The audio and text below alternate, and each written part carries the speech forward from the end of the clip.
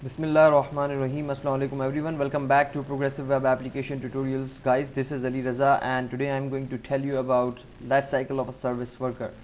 When in the previous lecture we have studied already the service workers and what are service workers and how can we create a JavaScript file for service workers, and the things that are inside the service worker we have already discussed.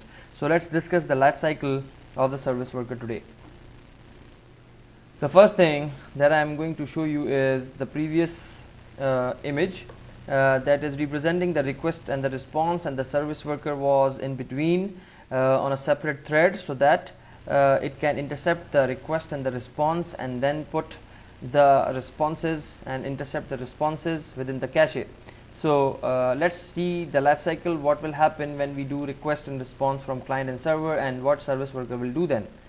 So this is a simple hierarchy. So first of all, when the application initiates, the service worker gets installed and then it will become activate and then the fetch event will execute. Okay, so all these are the three events, and with the help of these events the service worker is playing its part. Okay, so when the service worker was installed for the first time, the install event occurs, and then when the service worker activates, then the activate event occurs automatically, and then when the server sends the responses to the client, so the service worker intercept that response and put all those files that the response contains in it into with the help of this into the cache, and then later on we'll use that things in offline mode also. So these all are the basic things that we should know with respect to the service workers. Now let's go and try to tackle these events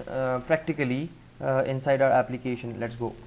Alright guys, so you see in the previous lecture I have created a service worker and I have registered the service worker inside my browser. Now the next thing is the callback or the event handling. Okay, so let's first create something here like self.add event listener. So I'm going to listen to the event that is in our case today install. Okay, so when the service worker gets installed, we should know with the help of a callback function something like this, curly brackets, and come inside. So this EVT means that that's the return, whatever the result will be, it will be returned inside the EVT. Okay, that's the parameter of the function. This is the shortcut way to write a parameter inside the vanilla.js. And now the next thing is to write console.log and then specify, sorry, let me remove these spaces. Now that's fine. Installed, whatever you can write a message, installed service worker, or service worker has been installed. Okay, any message you can write.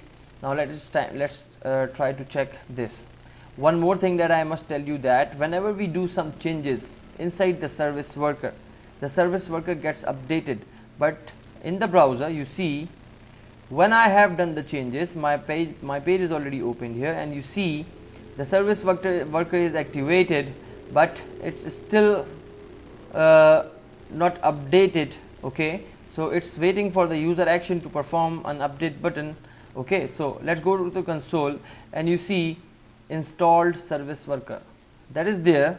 The service worker has been installed successfully, that means the install event fired, but you see the service worker has is not updated. So we have to do update, or we have to click here skip waiting, because it waits for the action for us to take and update the service worker. Now you see the updated service worker is activated and running. I hope it is clear to everyone. Okay, so every time keep in mind when you do some change, let me write here, let's say some comments and save. I have done a little change that is of no use, but still when we go to application, you see now what is happening. The service worker is now, the previous service worker is running, but the newer service worker is waiting for us. So let's try to click on the skip waiting, and now you have the updated. There's another option that is update on reload. Then what will happen, you see, just click on this. So this is a shortcut for us, so every time we don't have to actually update or click on the skip waiting. Let us go and try to change it again and save this file again and come here, and now you see now the waiting is not coming here, but the service worker is updated. I hope it is clear to everyone. Okay, now because the service worker was installed already, so you see the installed event has not been fired here. So if you remove your service worker again, and when it refreshes, then the service worker gets installed again, and you see that message here also. I hope it is clear to everyone.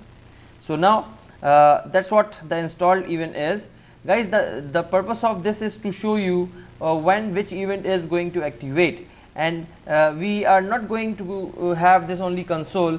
Of course, we have so many things to perform inside these events or with the help of these events. So when these events occur, we do certain actions. Now let's try to add another event or handle another event, that is the activated event. So let's try to do that. Close this one and write here the event that is activate. Okay, so that's another event that we're going to tackle. So event and then EVT and then arrow sign and then come inside. So that's a callback function basically, guys. This syntax is representing a callback function. Okay, so that's the direct way. Now again we have to write here console.log and then service worker activated successfully. That's it. Now you see we have changed the service worker. Let's save this. Just come here and come here in the application mode, and you see the service worker is activated and running, but you see the service worker is registered, but there is no message that service worker is activated. So what we do, just first try to copy this one and open a new tab, close this one and paste it again. Okay, and now go to the inspect and let's go to the application, and you see it's running. Now look, let's go to the console and you see service worker installed and service worker has been activated successfully. Okay, so whenever you see the page reloads or the changes occurred, it activated and it installed automatically. We don't have to do that, but when these things happen, we get these messages. I hope it is clear to everyone. And this installation of the service worker and this activation of the service worker is done automatically when first time the service worker will load. Now you notice here, when I do some change again, let's add some comment syntax and then come here inside the browser, and you see now because the service worker, I have checked on the update on reload, the service worker is updated and reloaded, but it's because it's installed already and it was activated already. Now this time those messages are not coming. I hope it is clear to everyone. So that's how we see the behavior of the activate event, the behavior of the install event, and so on. Now the last thing that we have to configure here is the fetch event.